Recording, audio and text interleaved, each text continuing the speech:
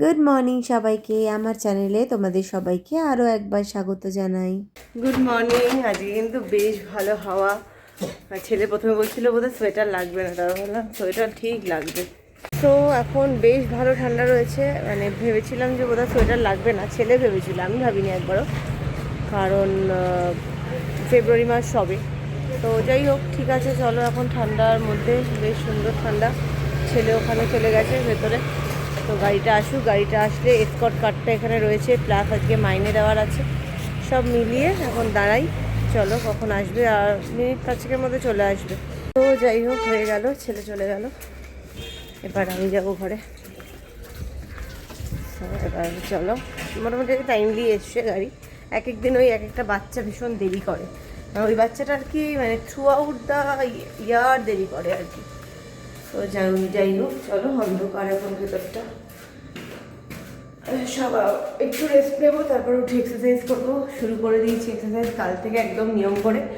ফেব্রুয়ারি মাস পড়েছে, অনেক খাওয়া দাওয়া হয়েছে, এখন এক্সারসাইজ না করলে আর গতি নেই। তো চলো একটু রেস্ট নিয়ে তারপরে ওই 8টা নাগাদ উঠে এক্সারসাইজ করবো। তো গাইজ, আমি বেরিয়ে গেলাম অফিসের জন্য। এখন বাজে 8:40, আজকে টাইম মতো বেরিয়েছি, একটু আগে বেরিয়েছি। আর সকালে উঠে যেরকম তোমাদেরকে বললাম, এক্সারসাইজ করে নিয়েছি একদম নিয়ম করে, ব্রেকফাস্ট করেছি। আর আজকে থেকে বিস্কুট খাওয়াটা পুরোই বন্ধ করে দেবো, বিস্কিট খাওয়াটা। তো যাই হোক, আর একটুখানি শুকনো চিড়ে নিয়েছি, ওই চা দিয়ে খাওয়ার জন্য একটু লাগে। তো বিস্কিটটা ভীষণ কাল আর কি, বিস্কিটটা অনেকটা খাওয়া হয়ে যাচ্ছিলো, বিস্কিটটা তো প্রপার ময়দা, তো যার জন্য না খাওয়াই ভালো। হ্যাঁ, তুমি একটু ওটসের কুকিজ খেতে পারো, জিনিসটা ঠিক আছে, তবু চলতে পারে এক আধটা। কিন্তু আমি র্যান্ডামলি বিস্কিটটা খুব খেয়েছি লাস্ট 2-3 মাস ধরে চায়ের সাথে, তো সেটাতেই ওজনটা অনেকটা বেড়ে গেছে, বুঝতে পারি। তো সেটাকে আজকে থেকে পুরো স্টপ করতে হবে। তো চলো অফিস যাই। তো আমি পৌঁছে গেছি অফিস এরিয়াতে, প্রচণ্ড ঠান্ডা হাওয়া দিচ্ছে আজকে। তো যদিও অনেক মোটা মোটা জিনিস কিছু পরে আসিনি, কারণ ম্যাক্সে অনেক কিছু ঢুকিয়ে ফেলেছি আর কি আমি, আমার মোটা মোটা সোয়েটারগুলো আর বাইরে নেই, তো তাই জন্য এটাই পরে নিয়েছি। আর যাই হোক, চলো অফিস যাই, এই সপ্তাহে পুরো সব দিনই অফিস আছে। চলো লেটস গো। তো চলো, চলে এসেছি অফিসের ভেতরে, এবার ঢুকে যাই।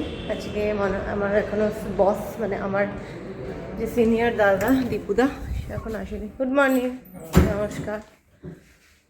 তো যাই হোক, চলো ঢুকে গেলাম। মেরি মেম সাহেব আয়া?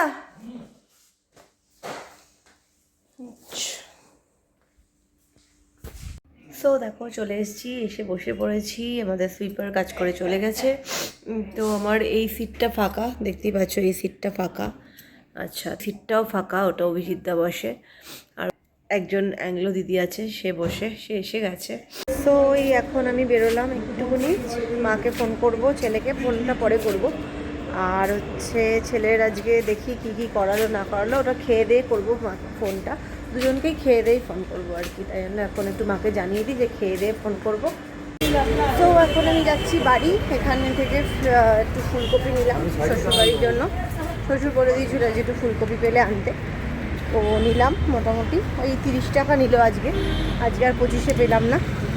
তো এখন যাচ্ছি, ছেলে গেছে আঁকার স্কুলে, তো ওখান থেকে হবে, তার আগে আমি এখান থেকে বাড়ি চলে যাব, গিয়ে আজকে ছেলে খাবে চিড়ের পোলাও, তো সেটা করতে হবে। তো যাই হোক, চলো বাড়ি যাই, কালকে স্কুল আছে, স্কুলে ওই চিড়ের পোলাওই আজকে করব, প্লাস কালকের জন্য টিফিনের জন্যও দেবো। সো গাইজ, এখন আমি একটু ছেলের জন্য একটু চিড়ের পোলাওটা করে রাখবো। চিড়ের পোলাওটা আমি এসে কাটলাম, মানে চিড়েটাকে ভেজালাম, প্লাস এগুলোকে রেডি করলাম। তো যাই হোক, এবার একটু চিড়ের পোলাওটা আমি একটু করে দিচ্ছি। তো চলো, এই চিড়ে ধুয়ে রেখেছি আমি, কিন্তু মোটা চিড়েটা নিয়েছি, যেটাতে নাকি মানে ওই ক্যাতক্যাতে ব্যাপারটা হয় না, ঠিক আছে। সো দেখতেই পাচ্ছ, এখানে আমি তেল দিয়ে দেবো এবার, তেল আর একটু ঘিতেই করব। আর এখানে আলু আর পেঁয়াজ নিয়েছি। তো আগে একটু তেল দেবো, তারপরে একটু ঘি দেবো, যাতে শুধু ঘি দিলে ঘিটা পুড়ে যেতে পারে, তাই জন্য আগে একটু তেল দিয়ে নিলাম, তারপরে একটু, তারপর 1 চামচ ঘি দেবো। তো চলো ঘিটাও দিয়ে দিচ্ছি। ঘিটা আমার প্রায় শেষ হয়ে গেছে, এবার ঘিটা আনতে হবে। অনেক দিন চললো ঘিটা। তো এই হচ্ছে ঘি দিয়ে দিয়েছি, এবার এটা বার করলাম। তো এখানে একটু জিরে ফোড়ন দেব, একটু জাস্ট সামান্য জিরে ফোড়ন দিলাম। আর একটু দেব হচ্ছে এই মশলা, এই মশলাটা দেবো। তার আগে এখানে আলুগুলোকে দিয়ে এখানে একটু ভাজা ভাজা করে নিতে হবে, ঠিক আছে? আলুগুলোকে দিলাম, এখানে এই মশলাটা দিলাম। মশলাটা দিয়ে সঙ্গে এখানে হলুদ দিতে হবে। হলুদটা যেন হয় সেই জন্য ছেলের প্রধান ওটা বক্তব্য, যেন চিড়ের পোলাওটা যেন হলুদ হলুদ দেখতে হয়। তো চলো যাই হোক, এবার এটাকে মশলাটাকে দিয়ে ভালো করে কষে নিতে হবে, নাহলে কিন্তু মশলাটা কাঁচা গন্ধ থাকলে চিড়ের পোলাওটা বাজে হবে। তোমরা চাইলে আলুকে ডুমো ডুমো করে কেটেও দিতে পারো, আমি আর ডুমো ডুমো করে কেটে দিইনি, আমি মোটামুটি এভাবে দিয়েছি। আর এখানে দেবো হচ্ছে মিছরি,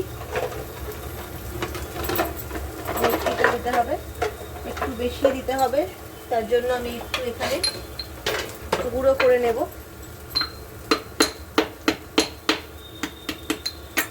তো এই হচ্ছে দিয়ে দিচ্ছি, দেখো চিড়ের পোলাওয়ে মিষ্টিটা না, মিষ্টির আধিক্য একটু না হলে ছেলে বলেছে ঠিক ভাল লাগে না। তো যাই হোক, ঠিক আছে চলো। আর দেবো এখানে নুন, নুনটা দিয়ে দিলাম, দেখতেই পাচ্ছ নুন দিয়ে দিলাম। এবার ভালো করে ভেজে নিচ্ছি চিড়ের পোলাওটাকে, মানে আলুটাকে। তো এই ভালো করে ভাজা হচ্ছে, ভালো করে ভেজে আমি এখানে দেখতেই পেলে এখানে বেশ সুন্দর একটুখানি জল দিতে হবে, জলের ছিটে দেব, জলের ছিটে দিয়ে দিলাম। এইবার এখানে আমি চিড়েটাকে দেব, ঠিক আছে? তো এই দেখো চিড়ে দিয়ে দিলাম। এইবার আমি এখানে চিড়েটাকে ভালো করে নেড়ে নেব। ছেলের এরকম চিড়েই ভালো লাগে খেতে। এখানে তোমরা চাইলে এখানে কারি পাতা দিও, বাদাম দিও, ভালো লাগবে। আরও তোমরা নানা রকম সবজিও চাইলে দিতে পারো। আমার ছেলে আর অন্য কিছু খায় না, তার জন্য আমি এভাবেই চিড়ে পোলাওটা করছি। তোমরা চাইলে ওপর থেকে আরেকটু ঘিও ছড়িয়ে দিতে পারো, যেটা আমি একটু করব। ওপর থেকে আমি আরেকটু ঘি দিয়ে দেব, আর একটু সামান্য ঘি দিয়ে দেব, যেহেতু পোলাওয়ের পরিমাণটা অনেকটাই, যেহেতু কালকে ও টিফিনও নিয়ে যাবে, সেহেতু আমি একটু বেশিই করলাম। কারণ দেখো মানে সকালবেলা টিফিন কিছু করে দেওয়া আমার পক্ষে সম্ভব হয় না, অনেক কাজ থাকে।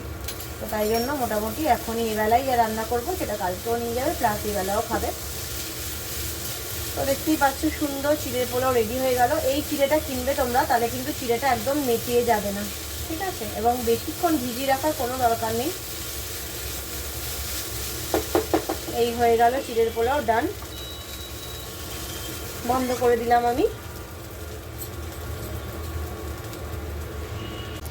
আর দেখো কালকে আমি একটুখানি ধোসা টাইপের করব সন্ধ্যাবেলার টিফিনে, তাই জন্য আমি একটু 2 ধরনের ডাল ভিজিয়ে রেখেছি। আর তো এটা দেখতেই পাচ্ছ, এটা তৈরি হয়ে গেছে সুন্দর।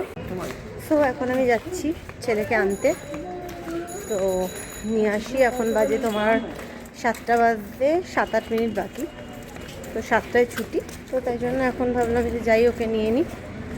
তো এই হচ্ছে ব্যাপার, বাড়ি গিয়ে দেখতে হবে কী কী করালো না করালো। ও না থাকাকালীন আমি দেখি না, কারণ আমাকে ওকে জিজ্ঞাসা করতে লাগে কোনটা কী করিয়েছে, কোথায় করিয়েছে। ও মাঝে মাঝে ডেট দিতে ভুলে যায়, তো তাই জন্য। তো যাই হোক চলো, ওকে নিয়ে আসি, তারপর দেখতে বসবো। খাবে আগে, তারপরে। আমি এখন এখানে দিয়েছি হচ্ছে ফুলকপি, জাস্ট 1 চামচ তেল ব্রাশ করে দিয়ে দিয়েছি এয়ার ফ্রায়ারে, তারপরে আমি খাওয়ার সময় খাবো। সো যেরকম তোমরা দেখতেই পেলে, যেরকম আমি ফুলকপির ভাজা একটু বসিয়েছিলাম, তো সেটা হয়ে গেছে। এইবার আমি ভাত গরম করব। রুটিও রয়েছে, ভাতও রয়েছে, ভাত যা আছে দেখি কীরকম কী হয়, তারপরে বাকিটা দেখা যাবে। ভাতটা চলো গরম করি। আজকে তো অল্পই একটু মাংস পাঠিয়েছে শাশুড়ি, মানে জাস্ট ছেলের মতো বোধহয় 2 পিস মতোই ছিল। আজকে তো সোমবারে তো এমনি ওরা মাংস তো খায় না, তো ছেলের জন্য এমনি করে পাঠিয়েছে আর কি। নাহলে বাকিরা, আমি তো মাছ মাংস সবই খাই, আমি সেই অর্থে তো জানোই আমি এরকম কিছু মানতে পারি না, তো আমি তো সবই খাই, কিন্তু ওইখানে আর কি ওরা। তো যাই হোক চলো, এবার আমি খাবো মানে ছেলের খাওয়াটা আগে করে দিচ্ছি।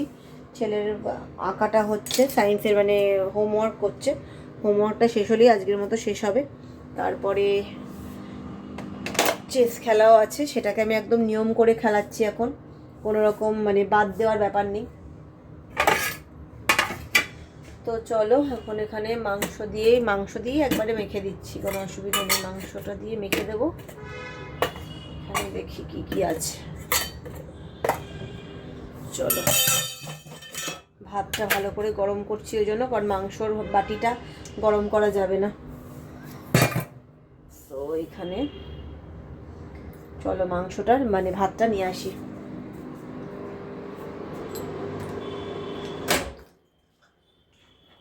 তো চলো ভাতটা নিয়ে নিলাম। এই হচ্ছে ভাত নেওয়া হলো। এবার আরেকবার ভাতটাকে গরম করতে দেব, বাকি যা আছে আমার তো ভাত হয়ে যাবে।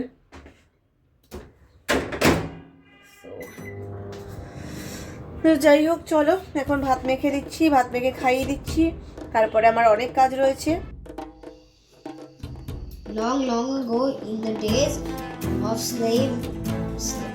slave markets, a rich landlord bought himself a young slave. His landlord happened to be cruel and